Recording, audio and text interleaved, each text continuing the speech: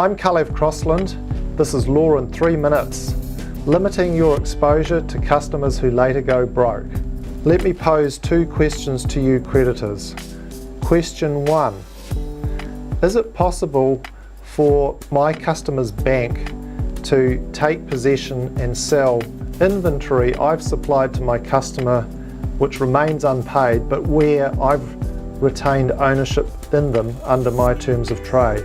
Question 2, can a bankruptcy official or liquidator ask me to repay money that my customer has paid in the last up to 2 years in New Zealand or 6 months in Australia before going broke?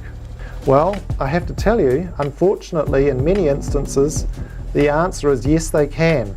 What I'm going to do today is to give you 4 practical steps, 4 easy steps you can take to reduce or even eliminate the possibility of having to return money or goods to a secured bank or a bankruptcy official or liquidator of one of your customers who goes broke. Okay, first tip. After your new customer has signed up to your terms of trade, which should include the right to retain ownership in the goods until paid and a right to claim the sale proceeds, before you start supplying that customer, what you need to do is to register the interest that you have in those goods or sale proceeds on the Personal Property Securities Register, or PPSR for short. Now, if you do that, you will get what's called a super priority over a bank, even where the bank's security has been registered before your own and where the bank's security extends over all the customer's property, including your inventory. Tip 2, impose a credit limit on the level of indebtedness your customer can get into you on a month-to-month basis. But more importantly, once you've done that, stick to that credit limit religiously. Now, the reason for that is if your customer later goes bust, the bankruptcy officials or liquidators can never claw back from you anything more than the payment up to that credit limit. Tip 3, include a personal guarantee clause in your terms of trade.